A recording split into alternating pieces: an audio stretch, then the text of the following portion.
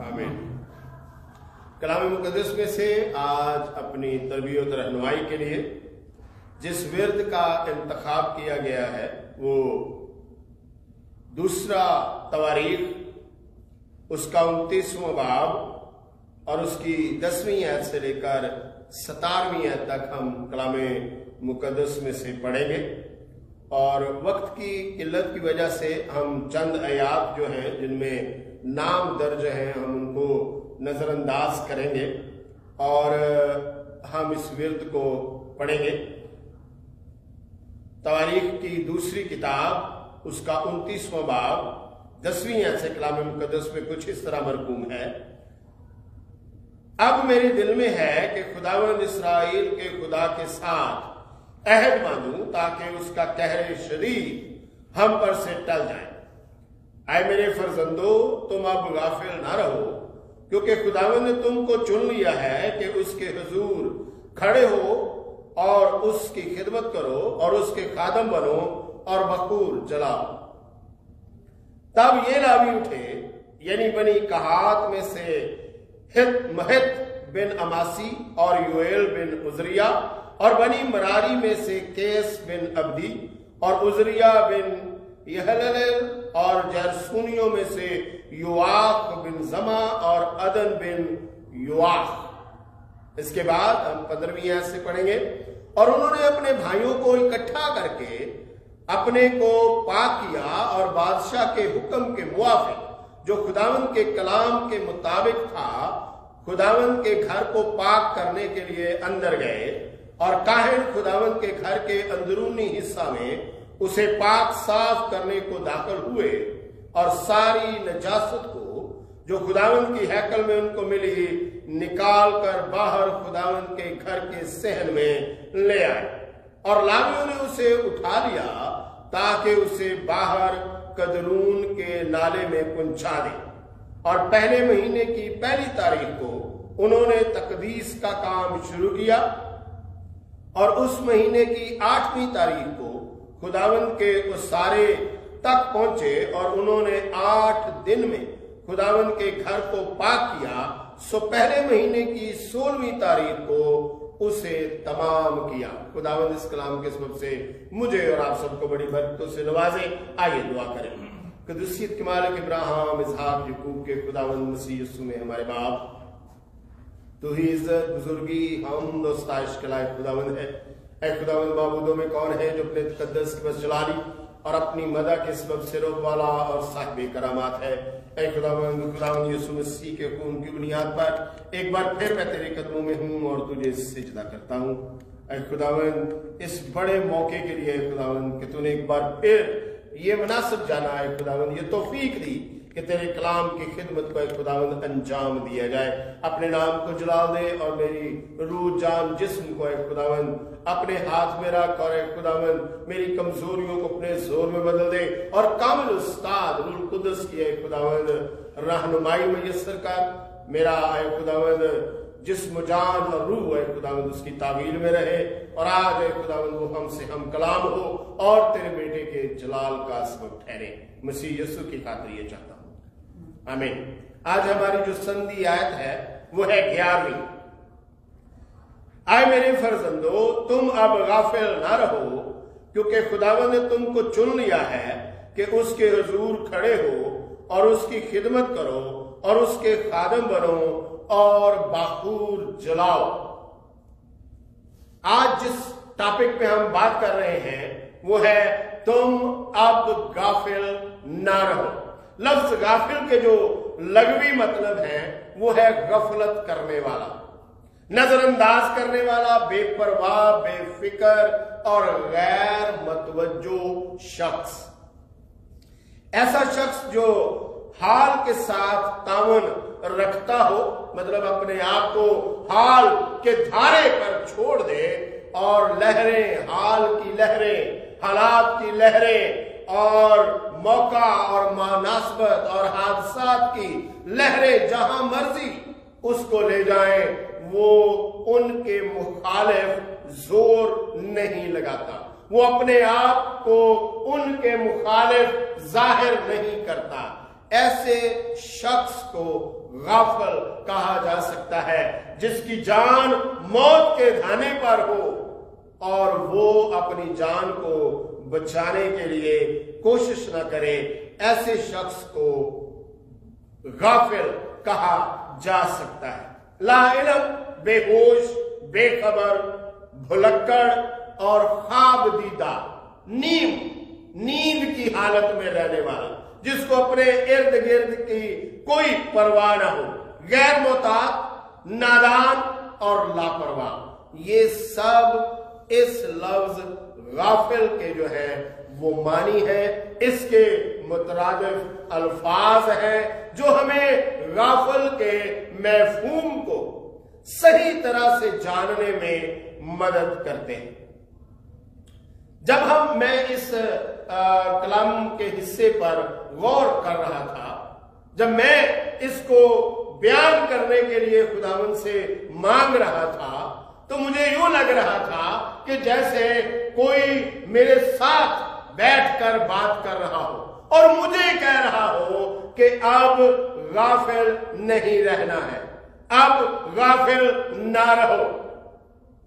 میں نے سوال کیا کہ خداوند، میں تو عمر کے آخری حصے میں آ گیا، میں تو آدھی عمر گزار چکا ہوں، تو اب میرے لیے اس میں کیا میسج ہے، کیا پیغام ہے؟ کیونکہ میں تو ابھی بہت ساری چیزیں جن کو دل چاہے بھی تو میں ان کو جو ہے وہ ان کی ابتدا نہیں کر سکتا، ان کو شروع نہیں کر سکتا.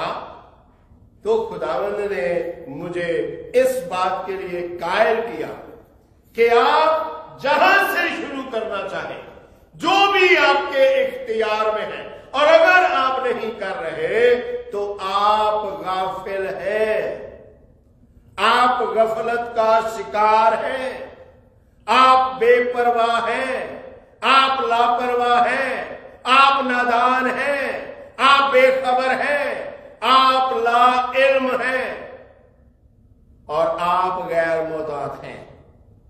جہاں سے آپ شروع کر سکتے ہیں، جہاں آپ کھڑے ہیں، جو آپ کو درپیش ہے، جو آپ کے مخالف ہے، جو آپ کی فیور میں ہے، جو آپ کو بھلا لگتا ہے، جو آپ کو اچھا لگتا ہے، آپ وہیں سے شروع کر سکتے ہیں. انتظار نہیں.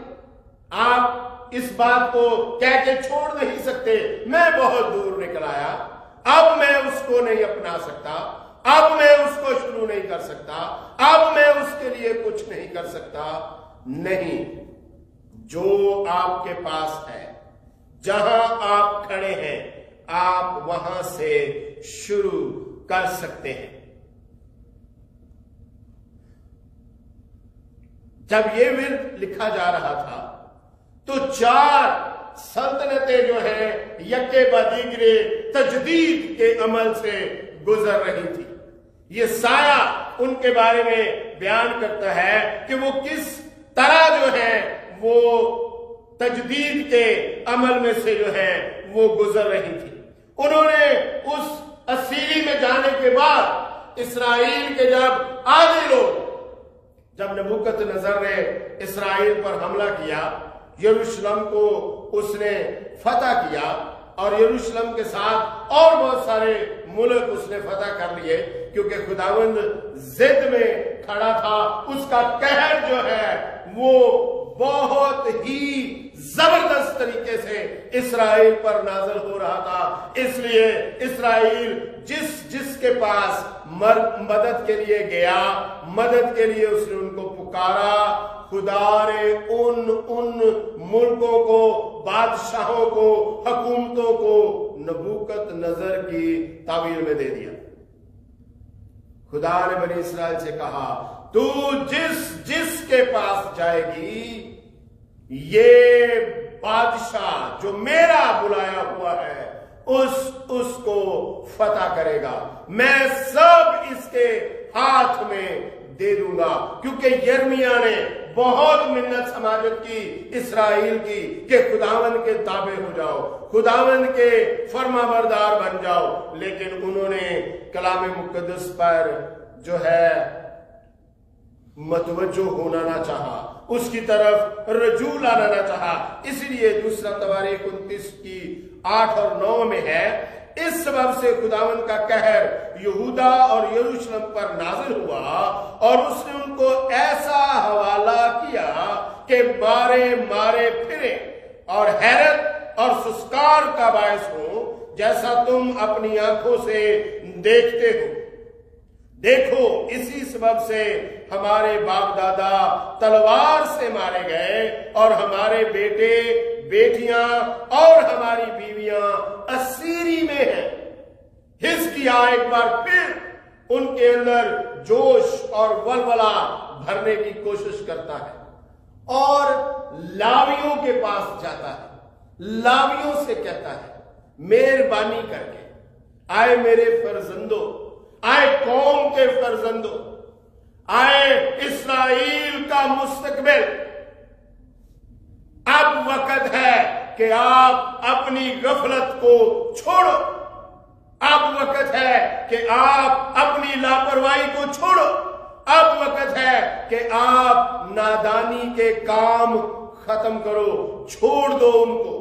کیونکہ جب لوگ اسیری میں چلے گئے اور پیچھے ملک میں غیر اقوام اور چند نامی یہودی جو ہیں وہ رہ گئے، ایسے یہودی جو اپنے آپ کو حالات پر چھوڑ چکے ہیں، جیسا بھی ہے جتنا بھی ہے اسی میں ہم نے جو ہے وہ رہنا ہے اور گزر بسر جو ہے ہم نے کرنی ہے۔ لیکن حزقیاہ چاہتا ہے نہیں، ایک بار پھر وہ خداوند میں بحال ہونا چاہتا ہے، کیونکہ اس نے ان کو چھوڑ دیا ہوا ہے۔ اس لیے وہ واپس کہتا ہے میں خدا کے ساتھ عہد باندھنا چاہتا ہوں، لیکن مجھے نوجوان نسل کی ضرورت ہے، مجھے تمہاری ضرورت ہے۔ اے فرزندو، اب غافل نہ رہو، کیونکہ خداوند نے تمہیں چن لیا ہے۔ خدا جب کسی قوم کے لیے کچھ انقلابی پہلو مہیا کرتا ہے تو 3 جگہ پر وہ چناؤ کرتا ہے۔ جب آپ کے ارد گرد 3 جگہ جو ہیں ان کے اوپر آپ انقلابی لوگوں کو دیکھیں تو سمجھ جائیے کہ یہ مرضی خداوند کی ہے۔ نمبر 1، خدا ایک انقلابی نبی چنتا ہے۔ سب سے پہلے خدا کیا کرتا ہے؟ ایک انقلابی نبی جو ہے اس کو چنتا ہے، اور حزقیاہ کے دور میں نبی جو ہے وہ ہے یسایہ۔ اگر آپ یسایہ کی کتاب پڑھیں تو یسایہ 6 باب کی 8 اور 9 آیت میں آپ کو ملے گا، میں کس کو بھیجوں؟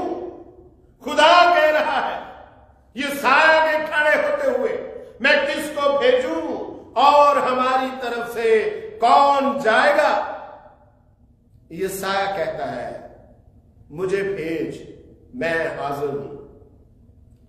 تو خدا اسے ایک پیغام دیتا ہے اور کہتا ہے جا اور جا کر ان لوگوں کو کہہ کہ تم سنا کرو اور سمجھو نہیں، تم دیکھو اور اس کو پرکھو نہیں، تو ان کی آنکھوں کو چربا دے، ان کے دلوں کو چربا دے، ایسا کہ وہ دیکھتے ہوئے نہ دیکھیں اور سنتے ہوئے نہ سنیں، مبادا رجوع لائیں اور میں انہیں معاف کروں۔ اور وہ پوچھتا ہے خداوند یہ کب تک یہ قہر ان پر نازل ہوتا رہے گا؟ تو خداوند نے کہا جب تک بستیاں نہ اجاڑ بن جائیں، جب تک کوئی آدمی نہ رہے۔ تو نمبر 1 پر خداوند ایک انقلابی نبی چنتا ہے۔ آج کے زمانہ میں جس جگہ پر ہم کھڑے ہیں یہاں ہمیں انقلابی قائد چاہیے، یہاں ہمیں انقلابی رہنما چاہیے، یہاں ہمیں ایسے لوگ چاہیے جو اپنے آپ کو پیش کر سکے، جو اپنے منصوبے پیش نہ کرے بلکہ اپنے آپ کو پیش کرے۔ ہمیں وہ لوگ چاہیے۔ اور دوسرے نمبر پر خداوند بادشاہ کو چنتا ہے۔ سیاسی رہنما کو چنتا ہے، اور آج بادشاہ جو ہے وہ سیاسی رہنماؤں کی جگہ لیتے ہیں، اور سیاسی رہنما جو ہے وہ بادشاہوں کی جگہ لیتے ہیں۔ دوسرا تواریخ اس کا 29واں باب 15ویں ہے، یوں لکھا ہے، اور انہوں نے اپنے بھائیوں کو اکٹھا کر کے اپنے آپ کو پاک کیا اور بادشاہ کے حکم کے موافق جو خداوند کے کلام کے مطابق تھا، یعنی یہ تصدیق کرتا ہے کہ حزقیہ بادشاہ خداوند کا چنا ہوا تھا اس بڑے منصوبے کو شروع کرنے کے لیے۔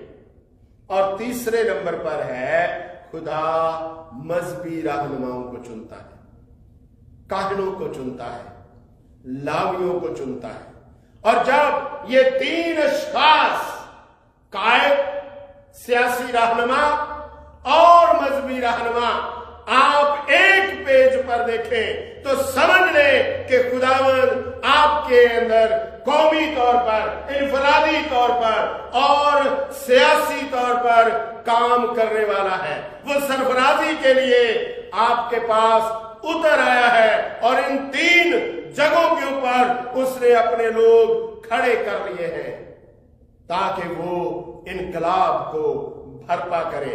اس لیے غافل نہ رہیے، اس لیے غفلت سے باہر نکلیے، اس کو اپنے ارد گرد محسوس کیجئے، اس کو ڈھونڈیے، اپنے بچوں میں ڈھونڈیے کہ کیا خدا نے یہاں پر کوئی قائد تو نہیں منتخب کر دیا۔ اپنے آپ سے بات کریں، کیا آنے والے انقلابی رہنما آپ تو نہیں؟ مذہبی رہنماؤں کو ٹٹول کر دیکھیں، کیا خداوند نے ان میں اپنا چنیدہ رکھا ہوا ہے تاکہ خداوند اس قوم کے اندر جو وہ مقاصد رکھتا ہے ان کو پورا کر سکے۔ خدا ایسا کیوں کر رہا ہے؟ خدا کیوں ان تین لوگوں کو کھڑا کر رہا ہے؟ تاکہ وہ انقلاب کو بھرپا کرے۔ خدا کی پہچان مخدوم ہوتی جا رہی ہے، خدا کو لوگ بھولتے جا رہے ہیں، خدا کو لوگ چھوڑ رہے ہیں۔ اس لیے ملاکی کی کتاب میں خداوند کہتے ہیں، ملاکی پہلا باب اس کی 6 آیت میں، تم میری تکفیر کرتے ہو۔ باپ، اگر میں باپ ہوں تو میری عزت کہاں ہے؟ اگر میں آقا ہوں تو میرا خوف کہاں ہے؟ نہ تم بیٹے بنتے ہو، نہ تم نوکر بنتے ہو، تم ہو کون؟ اگر نوکر ہو تو مجھے آقا کی طرح چاہو، اگر بیٹے ہو تو باپ کی سی عزت دو۔ کہاں ہے؟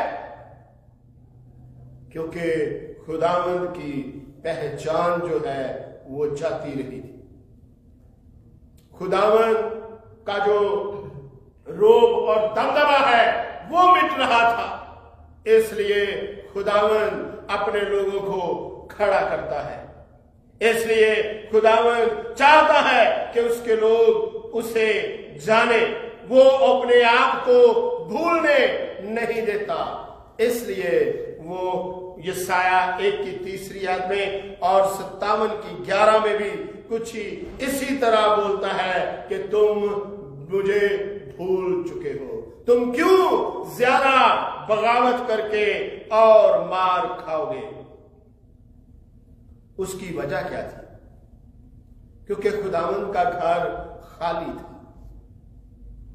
چند لمحوں کے لیے آپ جس چرچ کے ممبر ہیں، آپ جس چرچ میں جاتے ہیں، آپ جس چرچ میں عبادت کرتے ہیں، چند لمحوں کے لیے 1 مہینے پیچھے اس کی تعداد پر غور کریں۔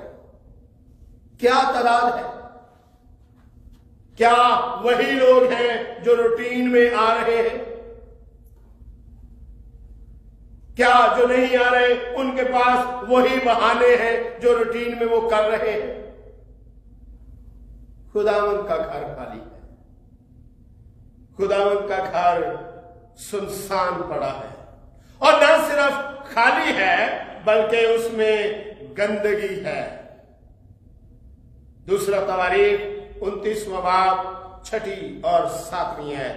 कलाम मुकद्दस में से मैं आपके लिए पढ़ता हूं।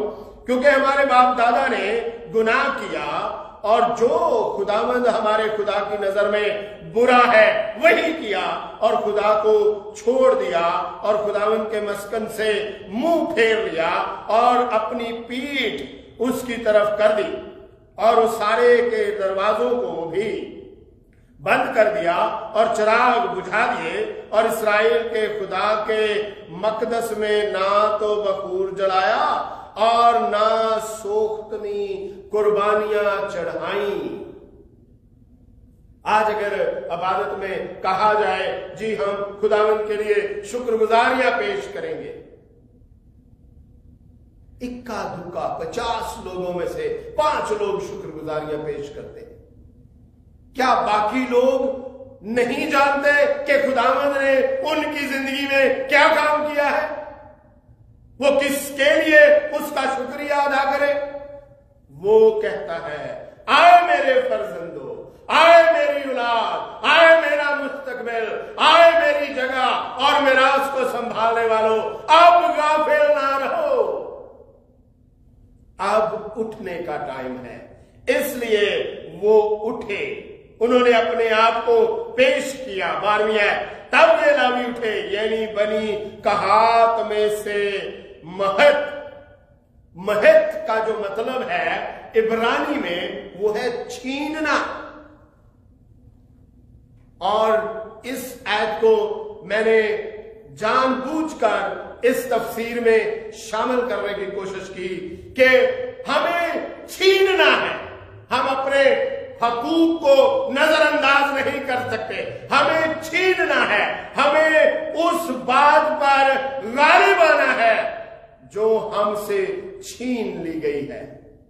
हमें अंधेरों में धकेल कर, हमें नाखानदगी में धकेल कर, हमें पीछे दीवार के साथ लगाकर जो हमारे हकूक रख लिए गए हैं, हमें कानूनी तौर पर उन तक रसाई हासिल करने के लिए गाफिल नहीं रहना है। हमें उठना है, हमें इकट्ठा करना है, हमें अपने साथ लोगों को मिलाना है। इसलिए वो कहता है कि वो उठे। महत, छीनना। उसके बाद जो दूसरा नाम है वो है यूएल। इब्रानी में इसके मानी है खुदा, यहोवा खुदा है। आप जब अपने हक के लिए खड़े होते हैं तो खुदावंद कहता है, लोग गैर अक़वाम तेरे बच्चों को अपनी गोद में उठाकर तेरे पास लेके आएंगे, और तू पूछेगी कि इनको किसने पाला। आज इस बात पर गौर कीजिए, अपने इर्द गिर्द ढूंढिए खुदा की मर्जी को। वो हमारे खानदान में कोई एक फर्द हो सकता है, हमारे खानदान में हम खुद हो सकते हैं, हमारे आस पड़ोस में वो हो सकता है। और न सिर्फ हम ही गाफिल हैं, बल्कि आज अहद बांधने की जरूरत है, क्योंकि हर शोभाए जिंदगी गाफिल है। हमारे माँ बाप गाफिल हैं, औलाद गाफिल है, रहनुमा गाफिल है, इंसान गाफिल है, और यहां तक कि हम हर एक पहलू में गफलत का सबूत देते हैं। इसलिए हमारे खानदान पसमानदगी का शिकार है। और वो लोग गाफिल हैं जिनको खुदावंद ने इस हैसियत के मालिक बनाया है कि वो किसी की मदद कर सके, लेकिन वो गाफिल है गरीब गुरबा से। खुदावंद कलाम मुकद्दस में कहता है, जो मस्कीन को देता है वो मेरा मंसूरे नजर है, मैं उसका कर्जदार हूं, मैं उसकी हिफाजत करूंगा। ہم سب اپنے اپنی جگہ پر اپنے اپنے شعبے پر غور کریں. کیا ہم غافل ہیں؟ کیا میں اگر ماں باپ ہوں تو میں غافل ہوں؟ اولاد ہوں تو غافل ہوں؟ رہنما ہوں تو غافل ہوں؟ قائد ہوں تو غافل ہوں؟